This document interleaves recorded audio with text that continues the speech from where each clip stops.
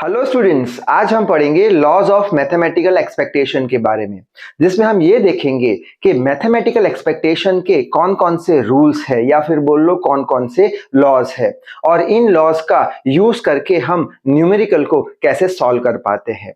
So I hope you are ready with your pen and paper. So without wasting much time let us start this video. तो सबसे पहले तो loss देख लेते हैं, कौन से रूल्स होते हैं मैथमेटिकल एक्सपेक्टेशन के, जिसमें से ये वाला जो फर्स्ट नंबर का जो रूल है वो बहुत ही ज्यादा इंपॉर्टेंट है, because most of the cases में इसके बेस पे ही न्यूमेरिकल आते हैं।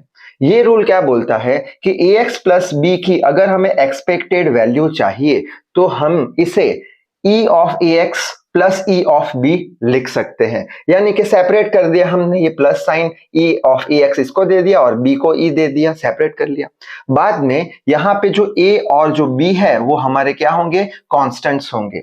तो अगर a कांस्टेंट है तो a को हम क्या कर सकते हैं, यहां से बाहर निकाल सकते हैं, यानी expected value of x plus expected value of b हमेशा b के बराबर होगी। यानी कि अगर हमें कोई भी कांस्टेंट की एक्सपेक्टेड वैल्यू ढूंढनी है तो वो कांस्टेंट के बराबर होगी, यानी e ऑफ b किसके बराबर होगा, b के बराबर होगा। इन शॉर्ट हमें ये इक्वेशन याद रखना है अच्छे से न्यूमेरिकल सॉल्व करने के लिए। e of ax plus b is equals to a e of x plus b। Next rule क्या है कि e of x minus Y, यानी सब्ट्रैक्शन का अगर एक्सपेक्टेशन ढूंढना है तो सेपरेट कर दो e of x minus e of y। अगर मल्टीप्लिकेशन की एक्सपेक्टेड वैल्यू ढूंढनी है तो सेपरेट कर लो e of x into e of y। और दूसरी एक इंपॉर्टेंट चीज कि अगर हम ये e ऑफ x है जिसे हम बोलते हैं एक्सपेक्टेड वैल्यू किसकी, x की, अगर एक्सपेक्टेड वैल्यू x की अगर हम सब्ट्रैक्ट करते हैं x में से तो हमेशा वो 0 के बराबर आता है। क्यों, e ऑफ x क्या हो जाएगा, यहाँ पे देखा अगर कांस्टेंट है तो b आ जाएगा, यानी x माइनस x 0 के बराबर आ जाएगा। तो अब ये जो हमारा रूल है उसके बेस पे कैसे न्यूमेरिकल सॉल्व होते हैं वो देख लेते हैं। तो अभी अभी हमने क्या पढ़ा, ये वाला equation e of ax plus B is equals to a e of x plus B. अब ये जो e ऑफ x है इसे हम कैसे लिखते हैं, पिछले वीडियो में हम देख चुके हैं। e ऑफ x को हम लिख सकते हैं x1 into P x1 plus x2 into P x2 plus dot dot dot up to xn into P xn, ये हम पढ़ चुके हैं पिछले वीडियो में। तो न्यूमेरिकल देख लेते हैं। न्यूमेरिकल क्या है, फॉर फॉलोइंग प्रोबेबिलिटी डिस्ट्रीब्यूशन, ये प्रोबेबिलिटी डिस्ट्रीब्यूशन दिया हुआ है जहां पे x और px की वैल्यू कुछ दे के रखी है। Show that e of 5x plus 3 is equals to 5 e of x plus 3, यानी हमें क्या प्रूव करना है कि इसकी जो वैल्यू आएगी वो किसके बराबर आनी चाहिए, इसके बराबर। बस इतना ही हमें शो करना है, प्रूव करना है। तो सबसे पहले हम ये साइड ले लेते हैं, ये वाली वैल्यू ढूंढ लेते हैं। तो ये यहाँ पे ये वैल्यू हम ढूंढेंगे, बाद में ये साइड की वैल्यू ढूंढ लेंगे, दोनों वैल्यू बराबर आ गई तो हमारा आंसर करेक्ट हो जाएगा। तो पहले ये वाली वैल्यू ढूंढते हैं, 5 e ऑफ x प्लस 3, बस लॉ लगाएंगे। अभी हमने पढ़ा कि इसको कैसे लिख सकते हैं, 5 e of x plus e of 3। अब यहाँ पे क्या लिखा था हमने, a को बाहर निकाला था, a यहाँ पे क्या है, a यहाँ पे 1 है, ठीक है, तो 1 को बाहर निकालेंगे तो e होगा और 5 तो है एज इट इज। अच्छा, बाद में क्या करेंगे, 5 e of x e of 3, constant value की एक्सपेक्टेड वैल्यू कितनी होती है, कांस्टेंट ही होती है, देख चुके हैं हम। अब यहाँ पे e ऑफ x को कैसे लिख सकते हैं, ये रहा इक्वेशन e ऑफ x का, तो वही लिखा है x1 into P x1 plus x2 into P x2 plus x3 into P x3, और साथ में क्या है प्लस 3, तो प्लस 3 लगा दिया।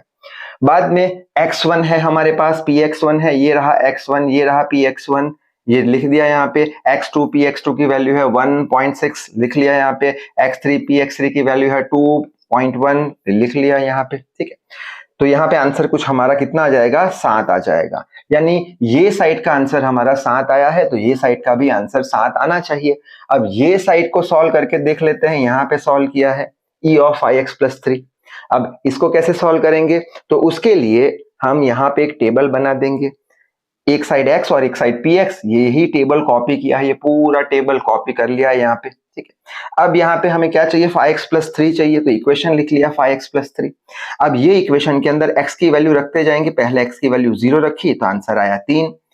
अब बाद में क्या करा हमने, x की वैल्यू 1 रखी तो आंसर आया 8, x की वैल्यू 2 रखी ये इक्वेशन में तो आंसर आया 13। यानी कि अब ये जो है वो हमारे x1 x2 x3 बन चुके हैं। यहाँ पे हमें क्या ढूंढना है, यहाँ पे अल्टीमेटली हमें e ऑफ x ढूंढना है, तो ये हमने 5x प्लस 3 को क्या मान लिया, x मान लिया और ये x1 x2 x3 की वैल्यू ढूंढ ली, ठीक है। अब इसको कैसे एक्सपांड करते हैं, e ऑफ x को हम एक्सपांड करते हैं, यहाँ पे लिखा है x1, तो ये हो गया हमारा x1 यानी कौन सा 3, ठीक है, इंटू px1 प्लस x2, कौन सा x2, ये रहा x2, into px2 plus x3 into px3, ठीक है। नोटेशन मैंने ऐसे लिखा है, आप लोग ऐसे लिख सकते हो, x1 x2 भी लिख सकते हो, हमें तो वैल्यू से मतलब है। तो x1 कितना है 3 है, p ऑफ x1 कितना है 0.3 है, आ गया x, ये f 5x प्लस 3 2 यानी क्या है x2 8 है और प्रोबेबिलिटी उसकी कितनी है 0.6 है। फिर 5x प्लस 3 x3 यानी हमारा कितना है 13 है, उसकी प्रोबेबिलिटी कितनी है 0.1 है। इसको सॉल्व करेंगे तो आंसर हमारा कितना आ जाएगा 7, यानी हम बोल सकते हैं कि दोनों की वैल्यू बराबर है। तो हमने शो कर दिया है कि इक्वेशन की ये साइड बराबर इक्वेशन की वो साइड। नेक्स्ट न्यूमेरिकल देख लेते हैं। नेक्स्ट है कैलकुलेट 2x प्लस 5, एक ये चीज हमें फाइंड करनी है, और e 2x प्लस 5 का whole square for the given discrete probability distribution, यानी टेबल देके रखा है जिसमें x और px की वैल्यू है, x की वैल्यू है -2 3 1 और px की है 1/3 1/2 1/6। तो सबसे पहले तो ये ढूंढ लेते हैं e ऑफ 2x प्लस 5। ये कैसे ढूंढेंगे, वापस से हम अप्लाई करेंगे, फॉर्मूला क्या था, इसको कांस्टेंट को बाहर निकालना है, 2e of x plus e of 5 हो गया। e ऑफ 5 कांस्टेंट वैल्यू का एक्सपेक्टेड वैल्यू कितनी आएगी 5 के बराबर आएगी।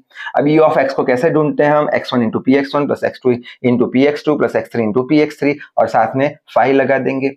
बाद में x1 ये रहा हमारा -2 और px1 1/3 आ गया, x2 रहा 3 और px2 रहा 1/2, x3 रहा 1 और px3 रहा 1/6 और साथ में 5। ये पूरा ब्रैकेट सॉल्व करेंगे तो उसका आंसर 1 के बराबर आ जाएगा, तो आंसर आ जाएगा हमारा 7। नेक्स्ट क्वेश्चन क्या है, e of 2x plus 5 whole square करना है। अब इसमें क्या करेंगे, इसमें तो लॉ अप्लाई कर पाएंगे नहीं क्योंकि लॉ स्क्वायर के लिए तो है नहीं। तो उसके लिए हम क्या करेंगे, उसके लिए वापस से पूरा टेबल कॉपी कर दिया, यहाँ पे ये x और px का, बाद में चाहिए किसका एक्सपेक्टेड वैल्यू 2x प्लस 5 का स्क्वायर का चाहिए, तो पहले 2x प्लस 5 करते हैं, तो 2x प्लस 5 हो गया। अब 2x प्लस 5 ये इक्वेशन के अंदर x का वैल्यू पहले -2 डालेंगे तो आंसर आ जाएगा 1। हमें तो स्क्वायर से मतलब है, तो इसका स्क्वायर कर देंगे यानी 1 का स्क्वायर 1 हो जाएगा। बाद में ये इक्वेशन के अंदर क्या करेंगे, x का वैल्यू 3 डालेंगे, 11 हो जाएगा, हमें स्क्वायर से मतलब है, 11 का स्क्वायर 1 to 1 हो जाएगा। बाद में ये इक्वेशन के अंदर हम x का वैल्यू 1 डालेंगे तो 7 आ जाएगा, हमें स्क्वायर से मतलब है, 7 का स्क्वायर 49 हो जाएगा।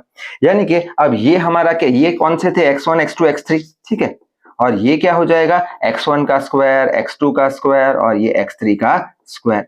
यानी अब हम इसे कैसे ट्रीट कर पाएंगे, इसे हम ट्रीट कर पाएंगे e ऑफ x की तरह, ठीक है।